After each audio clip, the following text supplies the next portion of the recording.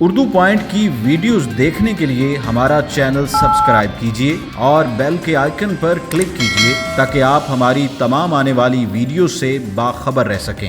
پاکستان تحریک انصاف کے مرکزی رہنما اور پارلیمانی سیکرٹری برائے ریلوے فاروق حبیب صاحب موجود ہیں۔ فاروق صاحب یہ بتائیں کہ حکومت کا ایک سال کیسے دیکھتے ہیں؟ دیکھیں، میں سمجھتا ہوں کہ حکومت کا ایک سال بڑا بہترین سال رہا۔ اپنی ترجیحات کے اوپر ہم عمل درآمد کر رہے ہیں، چاہے وہ آپ دیکھیں پرائم منسٹر کا ایک سوشل پروٹیکشن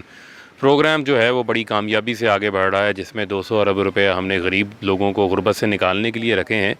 اور 100 ارب روپے کا نوجوانوں کے لیے جو ہے وہ ایک سافٹ لون اسکیم لے کر آئے ہیں، جس سے وہ نوجوان جن کے پاس آئیڈیاز ہیں وہ اپنے کاروبار شروع کر سکتے ہیں۔ صحت انصاف کارڈ کی جو ہے وہ تقسیم شروع ہو چکی ہے 72 لاکھ خاندانوں کو، جس سے پنجاب کے 4 کروڑ لوگ مستفید ہوں گے۔ اسی طریقے سے آپ خیبر پختونخوا کے اندر وہاں پر تو ٹوٹل آبادی کو صحت انصاف کارڈ دیا جا رہا ہے، 7,20,000 روپے کے مفت علاج شروع ہوگا۔ آسٹیرٹی موومنٹ بڑی زبردست رہی، پرائم منسٹر کا کوئی کیمپ آفس نہیں ہے۔ آپ دیکھیں اخراجات کم کیے ہیں۔ ہمارے جو ماضی کے حکمران تھے، بڑے بڑے پروٹوکول سے، بڑے بڑے کیمپ آفسز تھے، سرکاری اخراجات کے اوپر جو ہے وہ بوجھ بنے ہوئے تھے، وہ اخراجات کو کم کیا گیا ہے۔ اسی طریقے سے جو ہے وہ اداروں کے اندر ریفارمز لائی جا رہی ہیں، ان کو بہتر کیا جا رہا ہے۔ ہاؤسنگ کا پروجیکٹ کے اندر آپ دیکھیں پورے پاکستان سے ایک رجسٹریشن کا عمل سٹارٹ ہو چکا ہے۔ اسلام آباد سے گھروں کی تعمیر کی سنگ بنیاد جو ہے وہ رکھی جا چکی ہے۔ تو میں سمجھتا ہوں کہ حکومت نے اپنی جو ترجیحات ہیں ان کے اوپر عمل درآمد شروع کیا ہے، جو کہ ترجیحات ہیں عام آدمی کی بہتری کے حوالے سے، اور اس ملک کے اندر جو ہے وہ ریفارمز لے کر آنی ہے اداروں کے اندر،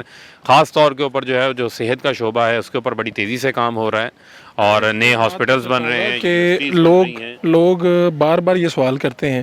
کہ آپ لوگ احتساب کر رہے ہیں، کیا ان لوگوں سے ریکوری کی بھی کوئی صورت ہوگی؟ جتنے لوگ اندر ہیں اپوزیشن کے سارے لوگ اندر ہیں۔ دیکھیں، یقیناً جو ہے یہ وہ لوگ ہیں جو پچھلے 40 سال سے اقتدار کے اندر رہے، اس ملک کے سیاہ اور سفید کے جو مالک تھے، اور ان کو اس چیز کا معاملہ ہی نہیں تھا کہ یہ کبھی جو ہے وہ جیل میں جائیں گے،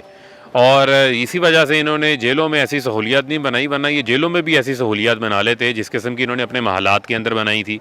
تو یقیناً جو ہے وہ اب ریکوری بھی ان کے ذمے ہے، اور ریکوری ہو بھی گئی، اور بہت زیادہ ریکوری آپ کے سامنے آپ نے دیکھا کہ ان کے بہت سارے جو فرنٹ مین تھے، بیوروکریٹس تھے، جنہوں نے پیسے کھائے، انہوں نے پیسے واپس بھی کیے ہیں۔ یقیناً یہ جو مے فیئر کے فلیٹس ہیں، جو باہر جائیدادیں بنائی گئی ہیں، یہ بھی جو ہے وہ عوام کے پیسے ہیں، اور یہ جو منی لانڈرنگ سے جو ٹیٹیاں کر کے واپس لے کر آئے ہیں، وہ بھی پیسہ جو ہے وہ قومی خزانے کے اندر جمع ہوگا۔ آپ کے سیاسی حریف عابد شیر علی آج کل پاکستان میں نہیں ہے، زیادہ باہر نظر آتے ہیں، ان کے لیے کوئی میسیج آپ ان کو ہرا کر آئے ہیں پارلیمنٹ میں، وہ کیا آپ کو لگتا ہے کہ کسی طرح کے کرپشن کیسز ان کے خلاف بھی کھلنے والے ہیں؟ دیکھیں، میں یہ سمجھتا ہوں کہ آپ کو جیسے میں نے پہلے کہا کہ ان کا کوئی بھی معاملہ ہے، ان کے خاندان کے جتنے بھی افراد ہیں پاکستان کے اندر صرف یہ حکومت کرنے آتے ہیں، اقتدار کرنے آتے ہیں، ان کا جو جینا مرنا وہ پاکستان سے باہر ہے، ان کے مفادات پاکستان سے باہر ہیں۔ تو میں سمجھتا ہوں کہ کوئی ایک شخص جو ہے وہ 1 سال سے جو ہے وہ پاکستان سے باہر بیٹھا ہوا ہے، تو اس کی کیا وجہ ہے؟ وہ آنا چاہیے، ان کا اپنا ملک ہے، آئیں یہاں پر آ کر معاملات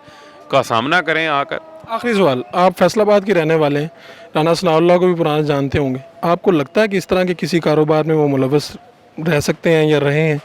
دیکھیں، میں سمجھتا ہوں کہ ان کا جو کیس ہے وہ عدالت کے اندر ہے، اور ANF نے جو ہے وہ اپنا چلان بھی سبمٹ کر دیا ہے، تو اس سے پہلے جو ہے وہ میں سمجھتا ہوں کہ عدالت کو ہم فیصلہ کرنے دیں،